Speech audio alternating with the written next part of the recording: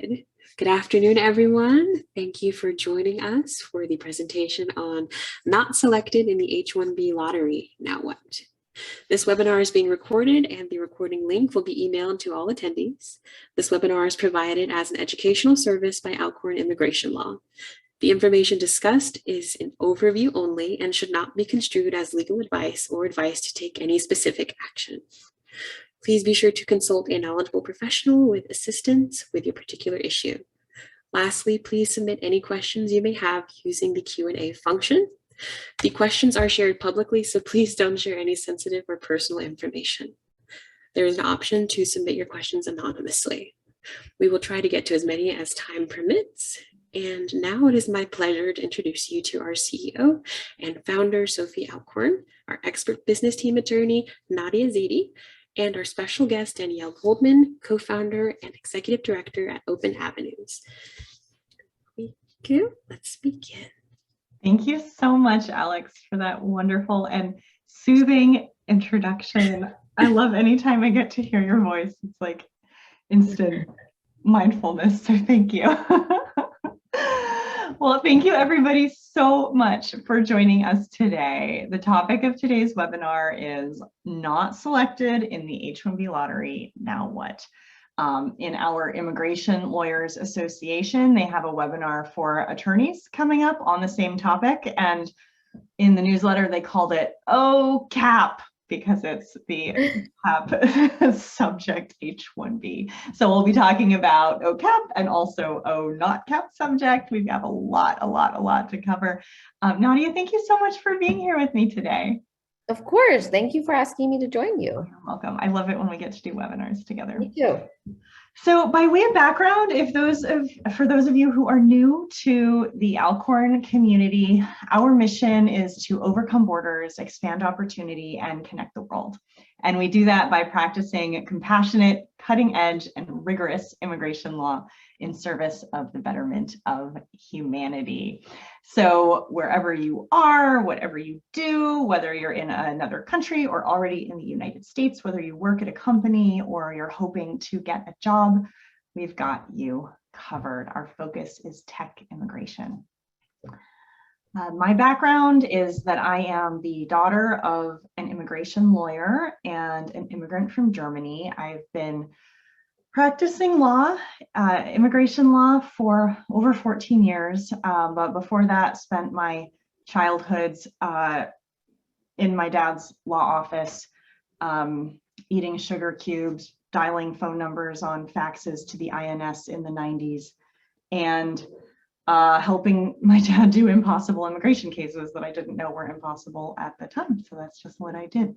Now I've founded Alcorn Immigration Law. I'm super proud of our incredible team. I host a podcast called Immigration Law for Tech Startups, which you can subscribe to through our website.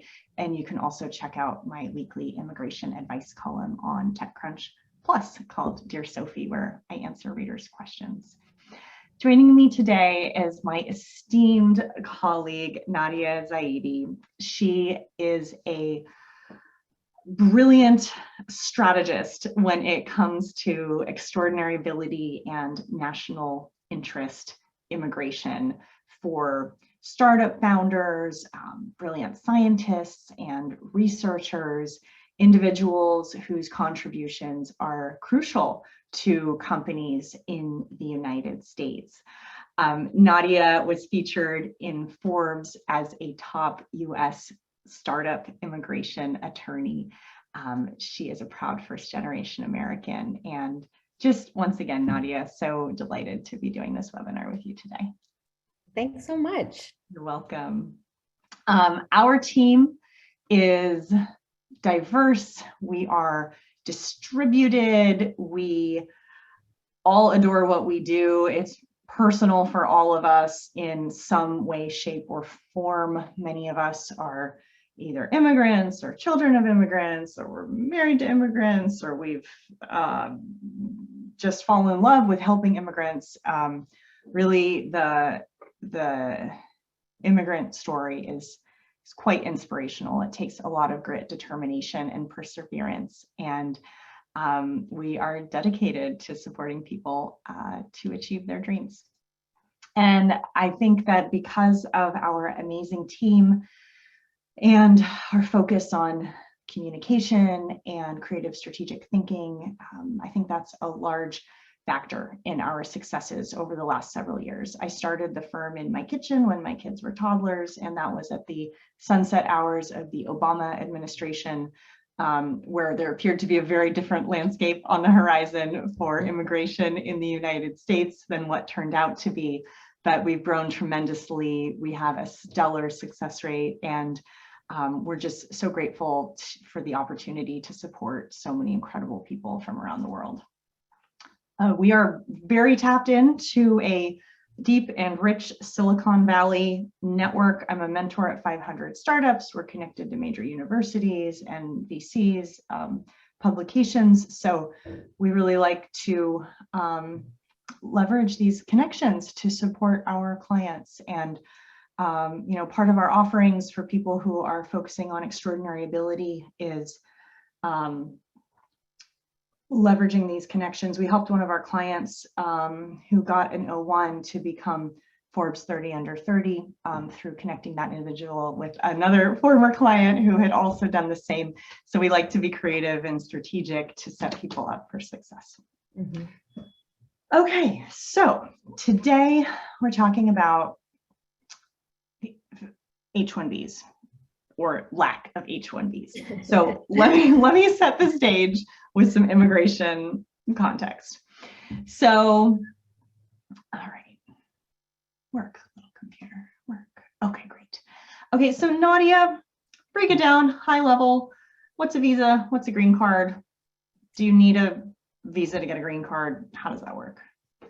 You don't. So I always like to explain it to people like this, that you can think of US immigration as two parallel roads, I guess. One is non-immigrant, one is immigrant. So non-immigrant are visas. So these are things like an F1, H1B, O1, TN, so on and so forth. And then green card is when you're applying to be a permanent resident of the United States. And those two things can happen at the same time. You don't have to be a non-immigrant to become a green card holder, but oftentimes it's sort of a stepping stone.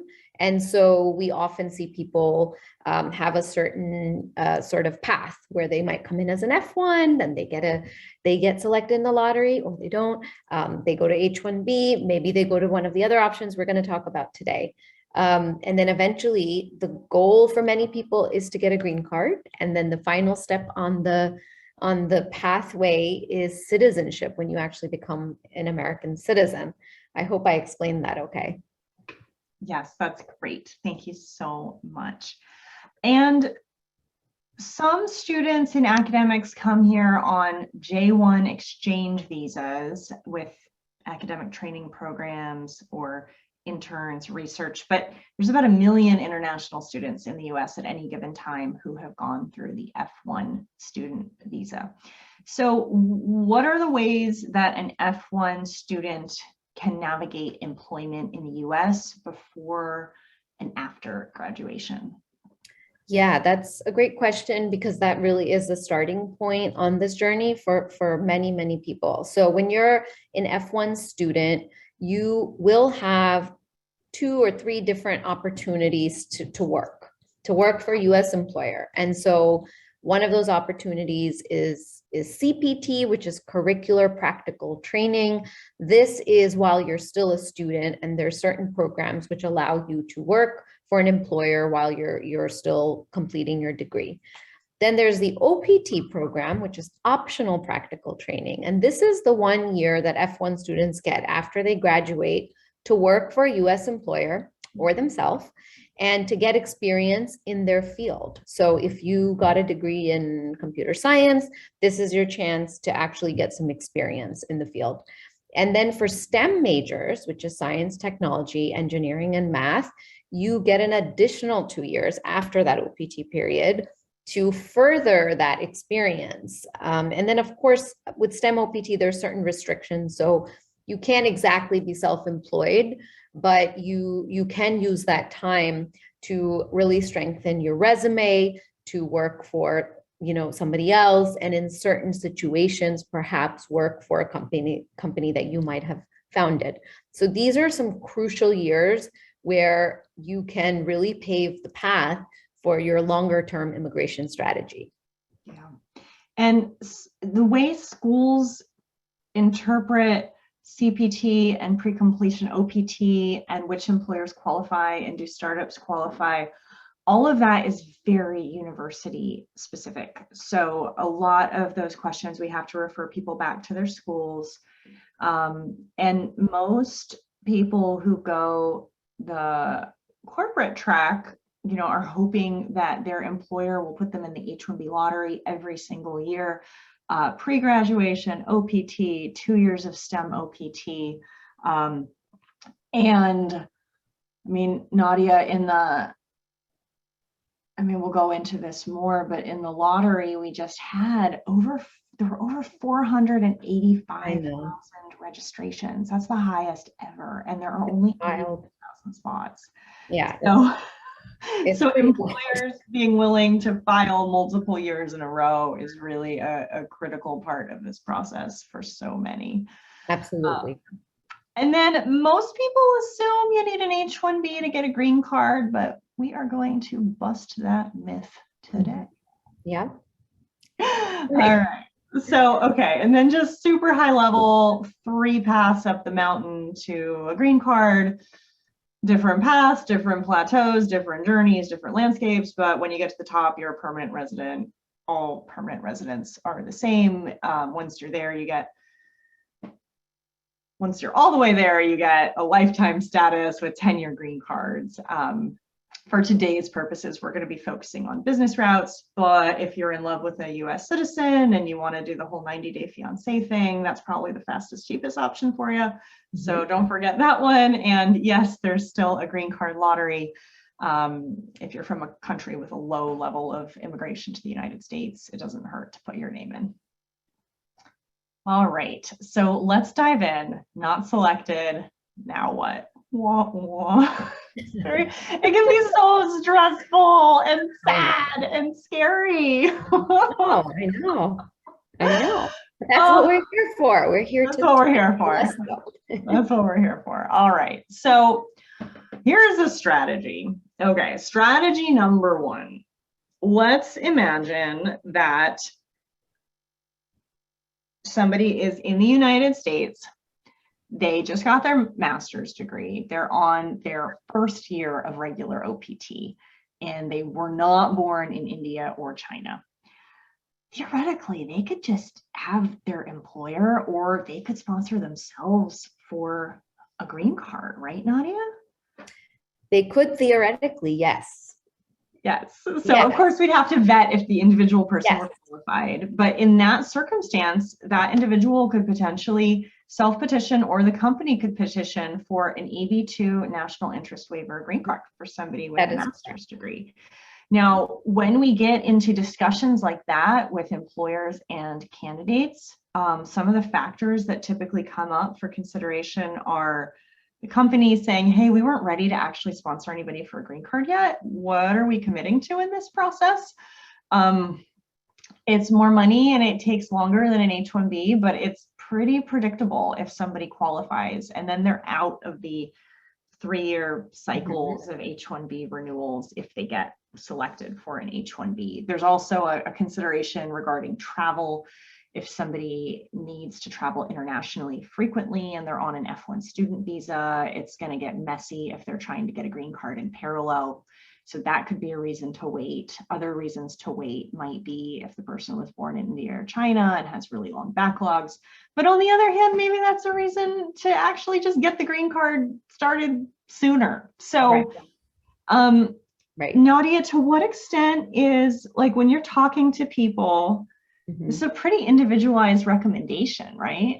Absolutely. So there's no cookie cutter answer, and there's no direct path. Sometimes people want to know, well, if I do this, can I automatically get a green card? Like if they rack up certain accomplishments, will that qualify? Or Right. We have to look at their, I like to call it a portfolio, CV, whatever you'd like to call it. We have to look at the full picture, right? Because that's what an immigration officer does.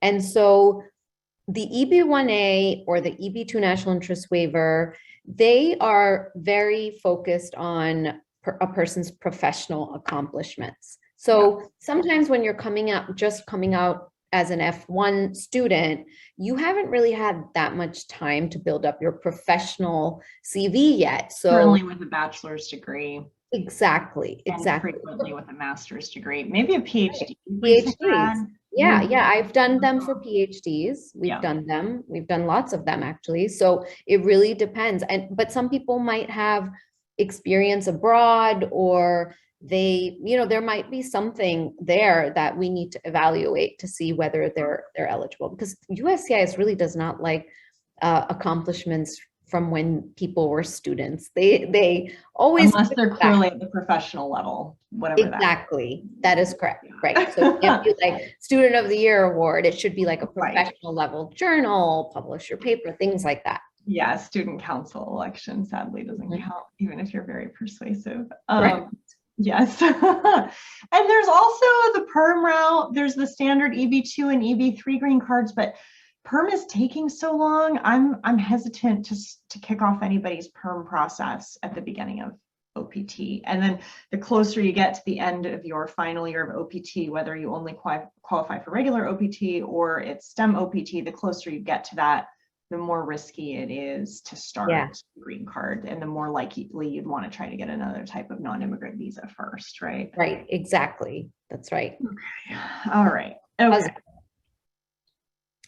It's like a puzzle, I said. You have to. It is. So if somebody is not just going to like drop everything and start the green card process tomorrow, let's talk about some of the alternative visa options. So what is the O1, please? Yeah, so O1s are some of my favorite visa types because they don't have lotteries associated with them. You can file any time of the year. You don't need to wait for just one moment to file an O1 petition, but they're extraordinary ability petitions. So they are very focused on the individual candidate's record of achievements in their professional field. So we need to figure out what is their niche field. And then again, what is their record of accomplishments? Have they won any awards or prizes? Have they published? Have they been written about? I like to tell people, are you a thought leader in your field? Are people asking you your opinion? Are you speaking at conferences or writing about a topic that people are really valuing your contributions on? Yeah. And the other magical thing about this, and we have our class Extraordinary Ability Bootcamp, but the other cool thing is that this is achievable for people. So if you're not there yet, but this resonates with you, you may be able to get prepared to do it one day. And absolutely, we have our class, which we'll share at the end. It's called Extraordinary Ability Bootcamp, and you can all have a discount to participate in that.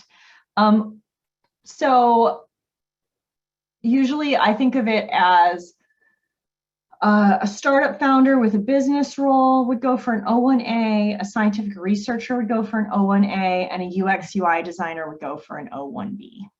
That's right. Mm-hmm. Yeah. Are there other main types of categories that you've seen within our tech immigration client crowd? Yeah, so I always tell founders and entrepreneurs that we should try to narrow the field as much as we can to sort of make it more competitive for themselves. So every entrepreneur or founder has some niche area of specialization. Either maybe you're a CTO, so your background is in the actual computer science realm. Maybe you're the CEO and you have a management background. Maybe you're a product designer. Perhaps your specialization is a finance related field. So we try our best to look at their experience and then narrow down what the field may be. And we don't have to choose one. Oftentimes, well, maybe not oftentimes, but many times we've said this is an entrepreneur of extraordinary ability with specialization in XYZ.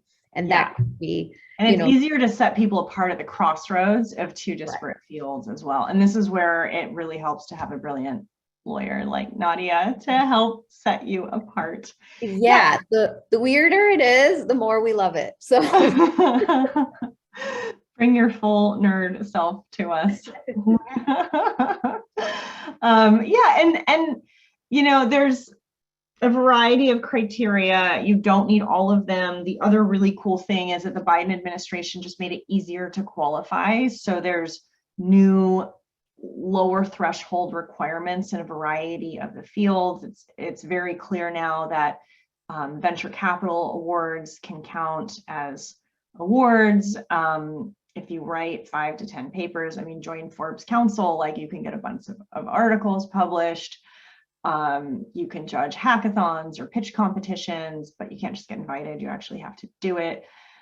Startup founders that have received investment, that can count as high remuneration. So there's a lot of categories we have to work with. And there's just one question that flashed by, which is what about high revenue generating sales? I mean, sales can go into if you receive high compensation for your industry and your location, but Nadia, can you just speak real briefly to the prong of original contributions of significance to the field and what that requires, please? Yeah, of course. So high revenue generating sales, we'd have to know, what is the field of endeavor? So what was your role in which you were able to make that accomplishment where you generated high revenues for the company? And we could use that as to show your critical capacity, that you were a critical person, you were indispensable to your company or organization or business. And as evidence, here is the revenues or sales that were accomplished under your leadership or your role. And that also then can be used to say that, hey, this person, these are his or her original contributions to their field. They've been able to do this for the company that they were working for. But with sales, we'd have to set it apart, because you can't just say, I used old-fashioned sales techniques and I made $10 million for my company, so that's original. That wouldn't be original. You'd have to invent a new sales platform technology or something. That's right.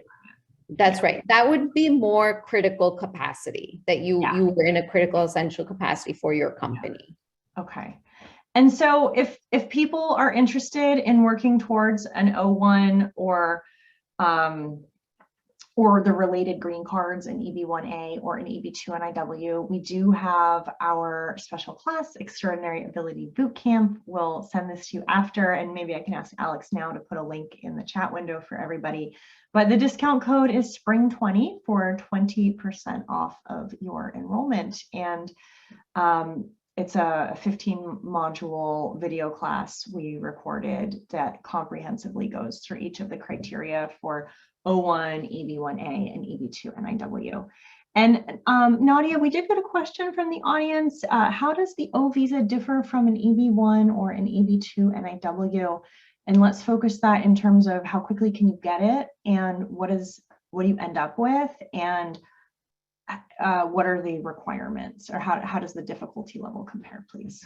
Sure. So the O1 can be thought of as a younger sibling of the EB1A, for example. And the EB2 is a little bit different, so I'll talk about that in a second. But the EB1A is also extraordinary ability. However, if you remember what I said at the beginning, there's two roads. Well, the O1 is non-immigrant. It's issued for a temporary period of 3 years. But the EB1A is a green card pathway. So you're applying for an immigrant visa. And it's a two-part process. So the first part is that EB1A application, where you're arguing to USCIS that, hey, I'm an individual of extraordinary ability, and therefore I should be able to apply for a green card based on that extraordinary ability. So just filing an EB1A alone and getting that EB1A approved alone does not give you status just yet. You need to actually go ahead and file that green card application as well. then wait for your EAD So card. let's say you were not born in India or China and you file an EB-1A with premium processing, and then you file an I-485 adjustment of status application in the US. How long is it going to take till the whole thing is done? Years, right? Yeah, years. And I mean, so I guess people then want to know, well, when can I work using that whole process? Yeah. But that's also been over a year to get that EAD card. So you still need So an basically, underlying status. anything in the short term, don't waste your time with the green card, get an O1. And if this is like, I want to move to America in 2026 and I wasn't born in India or China, then you can start your green card process now. That's right. Otherwise, maybe wait, but talk to us because it's complicated. And you know, here's another question, and we don't do EB-5 because we're focusing on tech immigration. This person is going to be finishing their master's in July of 2023, and they wanted to know about an EB-5, which is basically invest $500K to $2 million and hire 10 Americans. That whole EB-5 world, like, it's gonna take years and years and years and years. You can't get a work permit along the way. I would say if you have the resources to consider starting EB-5 in a year and a half, your time would be better spent doing boot camp and becoming a person of national interest or extraordinary ability. It's gonna be cheaper and faster to get your green card. Yes. Invest in yourself. Exactly. Your personal brand, your thought leadership. One of our clients, Nadia, wrote 10 articles in a Chinese product management online magazine to qualify for her EB-1A. She ended up getting a whole book deal and has a bestseller in China now on product management. So it's amazing. So it's really, amazing. this is an investment in yourself. Absolutely. Yes, it's sort of the motivation you need. It is. Okay, so, and this person raises a really good point. I keep saying if you're not from India or China, that's kind of depressing. Sorry about that. So if you are from India or China, the deal is that there are very, very long green card backlogs in EB-2 and EB-3.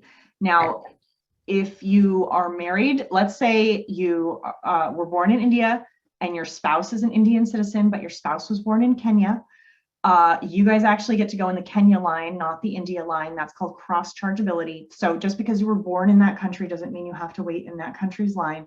But if you are subject to the India or China lines, I have a podcast coming out in a few weeks with Stuart Anderson of the National Foundation for American Policy, which is this big immigration think tank. And I asked him, it's like, hey, Stuart, before the pandemic, there was all this crazy stuff about if you were born in India and you have a PhD, it's going to take 151 years for you to get an EB-2 green card. And I'm like, what are the latest numbers? Because I know it's fluctuated a lot with COVID. He was like, nah, just tell them decades. Who knows? Just decades. So it's very sad. And I'm no longer relying on the government to actually figure this out. So you need to put your own strategy together. And so for you, EB-1 is the fastest category. You can consider the EB-1A for extraordinary ability. That's the one where you have most efficacy in controlling your future if you go for that one, or you can get a job at a company or a university as a researcher, or you can spend a year at a subsidiary of a US company and then get transferred back to the States and qualify for an EB-1C. But most of our clients born in India or China focus on maybe an O1 as a stepping stone, but then proceeding with the EB-1A for extraordinary ability. Great. Okay, so now we have a question, which is the perfect segue, because we just talked about EB-1C, and now we're going to talk about L1A. So I just talked about the green card, big sister of this one, really fast, the EB-1C. But Nadia, tell us in slower language, what is L1? What's an transferee? How does that work? Yeah. So just think of a multinational company. So there's a parent, subsidiary, office, or branch in 2 countries at a minimum. So let's say there's one in India and there's one in the US. If you work in the Indian office for at least 1 year, as a manager or executive, or specialized knowledge, but manager, executive, and then you transfer to the US, you would be eligible for an L1. And the big sister that you were talking about is the EB1C, which is the manager or executive who then can apply for a green card. So that's what the L1 is. It's sort of like you get an O1 and then try to go for an EB1A. So you could also then do an L1. If you qualify, it's pretty fast because non-immigrant visas are faster than immigrant visas, and you get in here, and then the goal is to get a green And card. these used to be really hard under Trump, but we've been getting just win, win, win on Ls that people took a chance to file because we didn't know if the administration would get more supportive, but they are much more supportive now than they were a few years ago. And the strategy here for a tech startup, so if you're an early stage tech company and your folks don't qualify for O1 yet and their STEM OPT is running out and we can't find another option for them for whatever reason, if you have let's just make it simple. If you have a subsidiary in another country, you can copy what the FANG companies do, Facebook, Apple, Netflix, Google. They're like, oh, you got rejected, fine, go to our Vancouver office for a year, go to Switzerland for a year, and then we'll pull you back. So that's what they do. But I just want to make it really clear with the rise of international PEOs like Deal or Remote or Syndesis, there's like a lot of these companies that will employ talent in Colombia or maybe previously in Ukraine, right? A lot of US tech companies had engineering teams abroad working remotely as contractors through these agencies. Getting an L1 through those agencies is untested territory. If you've had somebody working for one of those PEOs remotely for a year and you're willing to transfer them through that PEO to keep employing them through that PEO in the US, we're willing to take on your case and try it because it's a very important developing area of law that a lot of people will benefit from. But if you have the choice right now, the safer option is to create a full out subsidiary in another country. It will have tax consequences, it will have corporate law, employment law consequences, but employing your team directly for you is the easiest way to get an L1 when they return back to the States. Yep, that's right. Okay, and then Nadia, real quick, what is a manager? Can you just discuss people manager versus function manager, please? Yeah, so a manager, we're talking high level, someone who is not doing day-to-day regular business activities, but it's somebody who is making high level decisions. If you're a people manager, you're managing other managers and you are a leader in the company, you're responsible for, high level business related decisions and guidelines and things of that nature. If you're a functional manager, then you're responsible for things like sales or marketing. Again, high level business functions, you're managing a budget, you are responsible for the direction of the company.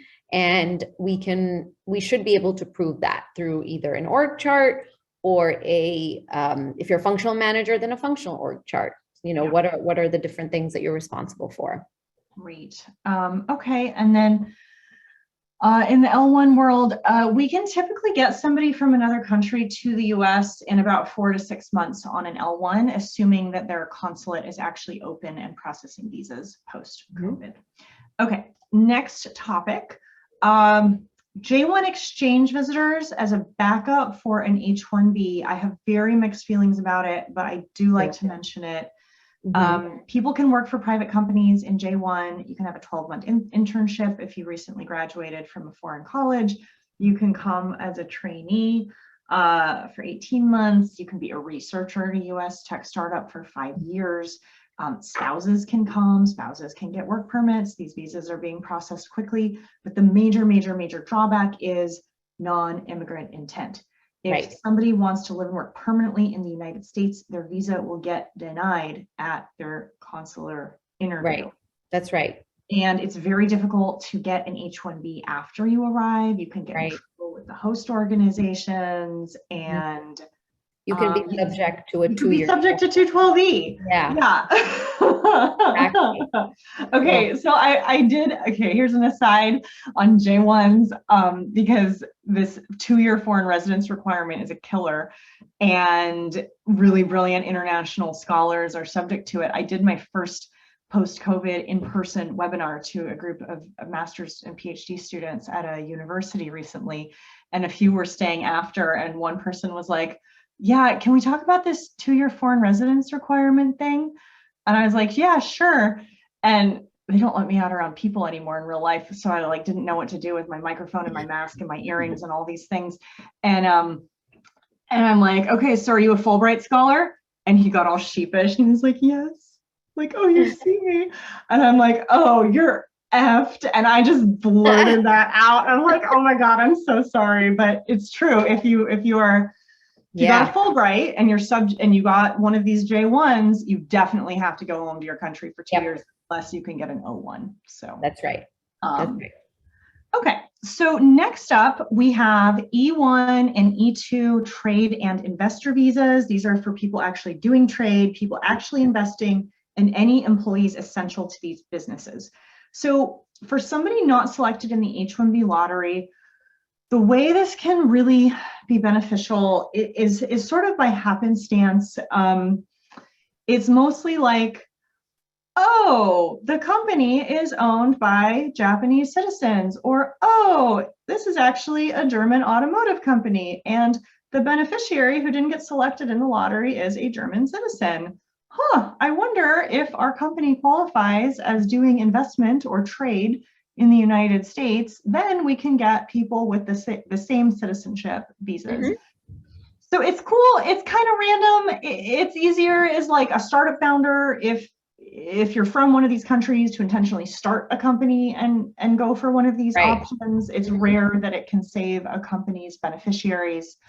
But it's there because sometimes people don't realize. They're like, oh yeah, we are owned by, we're trading on the Japanese stock exchange. Right. Or if you have investors that happen to be from your home country, I spoke to someone from Ireland, the initial investors in the startup were Irish. And I was like, okay, if they continue to hold more than 50% ownership, you could possibly do the E2.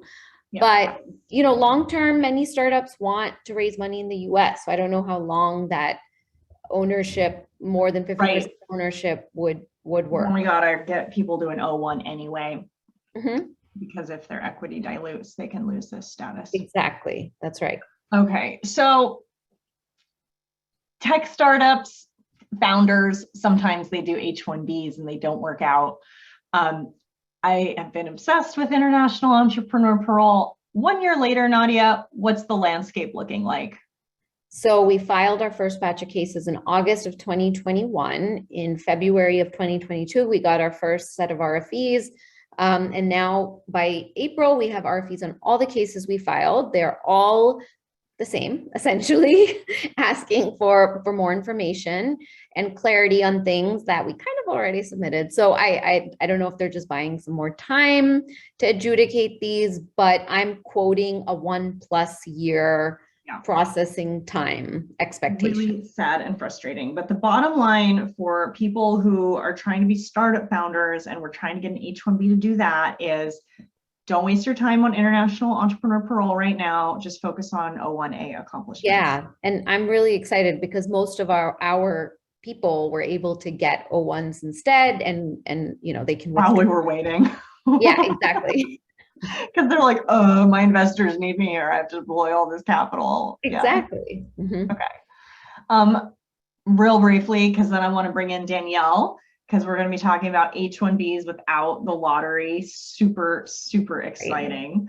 But just shout out if your candidate who is not selected is a citizen of Mexico, Canada, Chile, Singapore, Australia, or Ukraine, or a few other countries that are having humanitarian crises. There are country-specific options that allow these individuals to work. Some of it is qualifying for a generic work permit. Some people have a very specific work visa. Some are only based on certain professions. Some are based on any professional occupation.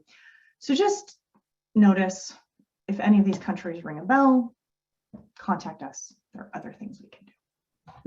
Okay, with that, Nadia, stay here with me and let's invite Danielle up. Hi, Danielle.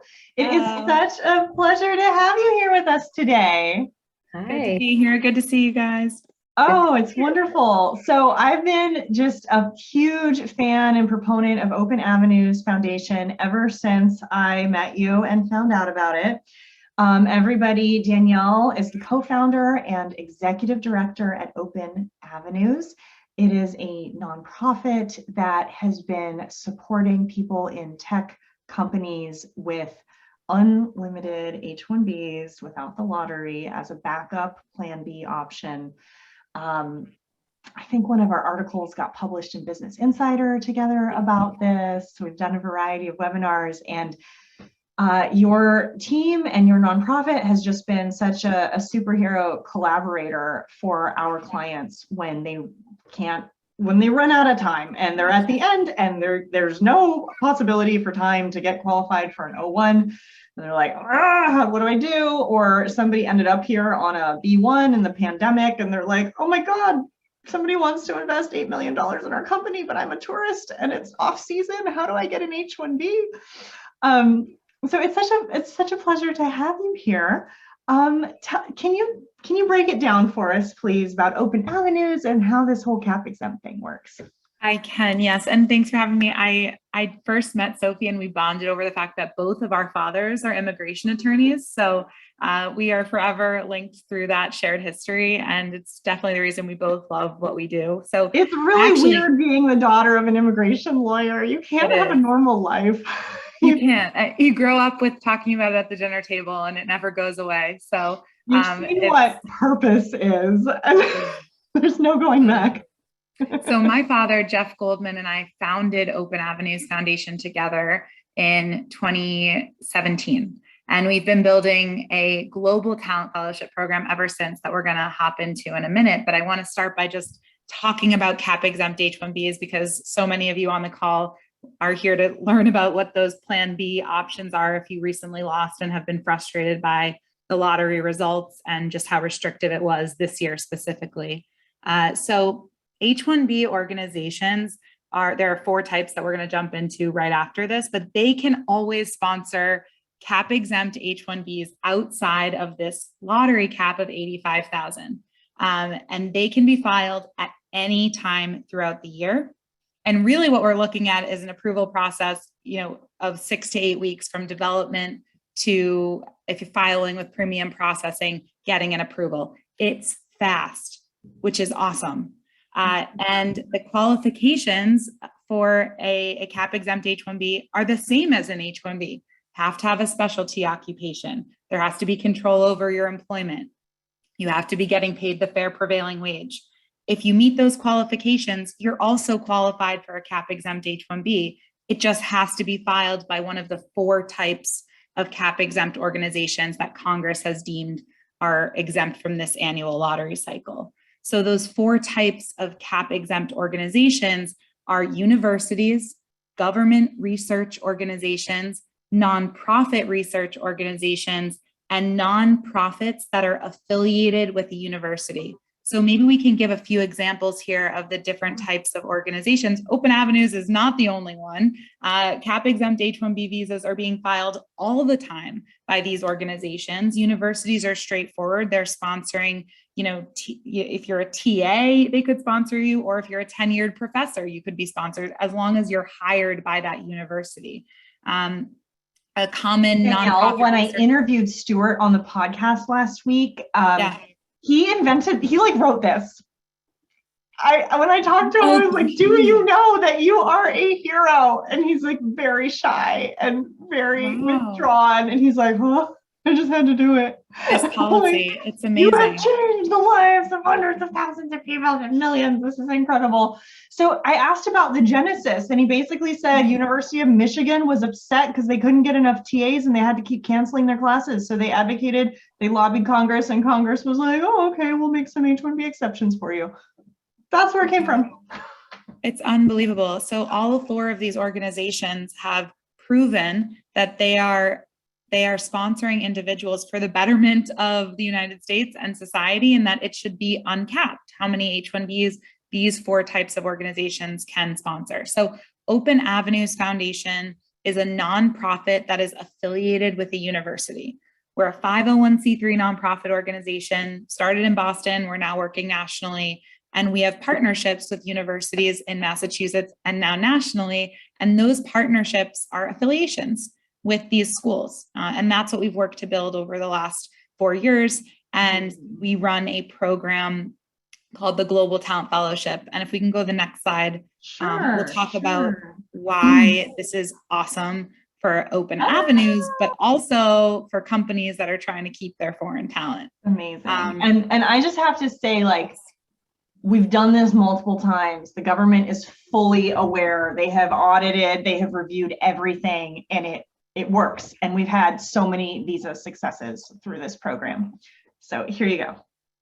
Awesome. Right. So Open Avenues runs a program called the Global Talent Fellowship. And the Global Talent Fellowship is an opportunity for foreign nationals to work for Open Avenues for 5 hours per week. And the fellows in our program are actually training individuals in their field. And what that looks like is through the form of micro internships. All of our fellows, whether they're software developers, data scientists, molecular biologists, they're working as in their fields of expertise, leading students in those projects. And our fellows are getting a lot out of this because they're leading students and learning to manage those teams of students during that time. And they're giving back to their community, but they also are sponsored for CAP exempt H-1B work visas. And this is awesome for our fellows who can get into work visas and work 5 hours for us. But how do they work full-time for their employers? And that's through concurrent employment. That's what everybody really wants, right?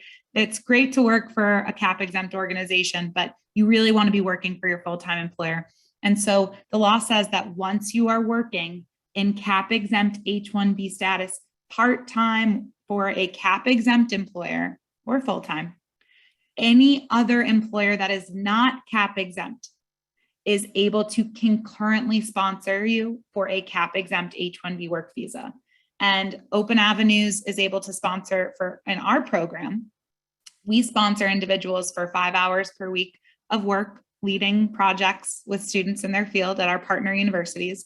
And law firms like Sophie's are able to then file a concurrent CAP exempt H-1B visa for the full-time employer once our fellows are approved for our visas. So we're looking at a 6 to 8 week timeline for individuals to get into our program and start that petition process to get an approval, and having a concurrent visa is able to be filed as soon as we get that approval at the end of those 6 to 8 weeks.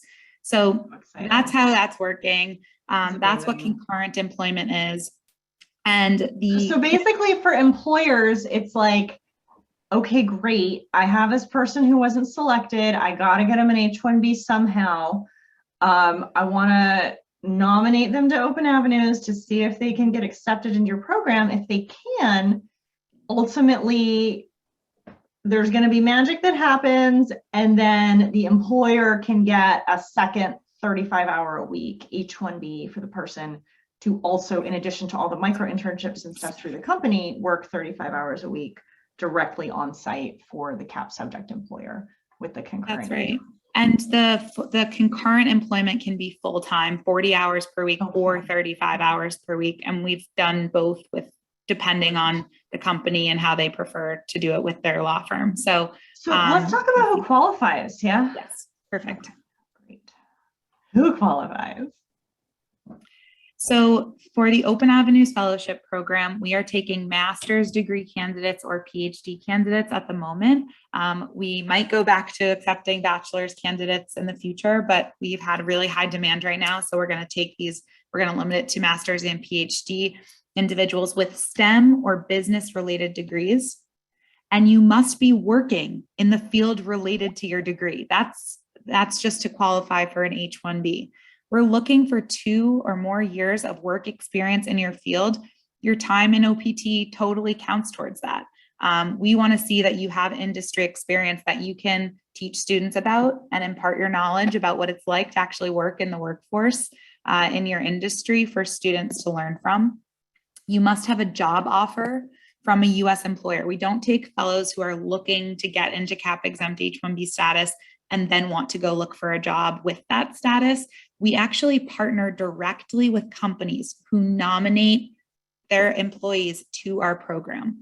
So the companies must be willing to also sponsor the concurrent work visa that the company must file full-time after you're in status with us.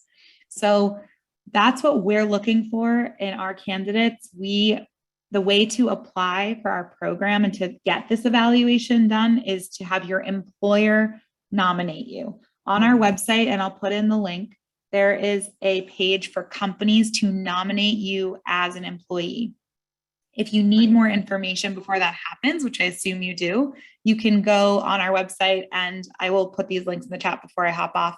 And you can actually fill out an intake on our global talent page, and you'll get the one-pagers to send to your company, and then they can nominate you for the program. And for our clients, we're happy to ask you, Danielle, if we can introduce people directly where we think they're qualified. Absolutely. And Absolutely. we like to know when our clients are considering this pathway, so we can be in full support throughout the process as well. Perfect. And from a company perspective, I mean, I think it's a win-win, because in addition to employing this individual, the company also gets a whole talent pipeline of US Yes. diverse, underrepresented student candidates that are eager, able, willing, familiar with the company's work and processes. So especially now in the Great Resignation, when there's so many open tech and business jobs in the States, this is just a wonderful thing for your recruiting pipeline in the future. Perfect. Wonderfully said, Sophie. It's part of the whole spiel. So thanks for rounding it out. You've heard it a few times. Yeah, well, I'm just so appreciative for what you and your dad have created, and how many people's lives it's changing. And if you are listening to this from a giant tech company, please talk to Danielle and me about scaling this program for people at your giant tech company, because it's a wonderful option, and there's a lot of students in the US who will benefit. All right, with that, we already chatted about green cards, so I'm just going to chat a little bit, and then we have maybe just one more question. But with any of this, please remember, it's not just your money that you're investing in the process, it's also your time and energy, and clear communication, accountability partners, like all of these things matter so much psychologically for the process of getting through immigration. Like, yes, Nadia is a legal wizard, genius, guru, but you also need to hold it together mentally and mindfully, and do all of your law of attraction stuff or whatever your spiritual practice is to do this, because it's not for the faint of heart. And a lot of this stuff, especially for O's, or just even standing up for yourself, it can like trigger us with feelings of lack of self-worth, lack of ability to get it done. Do I really deserve this? But yes, you do. And anybody can make this happen. And so supporting yourself with people, surrounding yourself with people who support you and can help you not wallow in procrastination and imposter syndrome is just a really important gift you can give yourself for this process. Please contact us. We are delighted to support you. If you're at one of our client companies and you want to talk to us further, to Jeff or Nadia or myself about one of these options, or one of our additional expert immigration attorneys, you know how to reach us. For new clients, please contact us at hello@alcorn.law. Tell us a little bit about yourself, your background, and what goals you are trying to reach in your company, so that we can best support you. And a big thank you to Jeff, who's been supporting Nadia and me so graciously with providing answers to so many of our audience questions. We do have the list of all the questions, and also the registration questions. And so we'll do our best in follow-up to try to get you all answers to those. But please remember that you can always reach out to us to schedule a consultation to discuss a new case. We're happy to facilitate those introductions to Danielle and Open Avenues. Nadia, any closing thoughts? No, it was a great discussion, I thought, lots of helpful information, and I wanted to thank Jeff for sharing all those useful answers as well. Wonderful. And thank you so much to Alex and Lex for facilitating this webinar, and to our very special guest, Danielle Goldman. Thank you for all you do, and thank you for joining us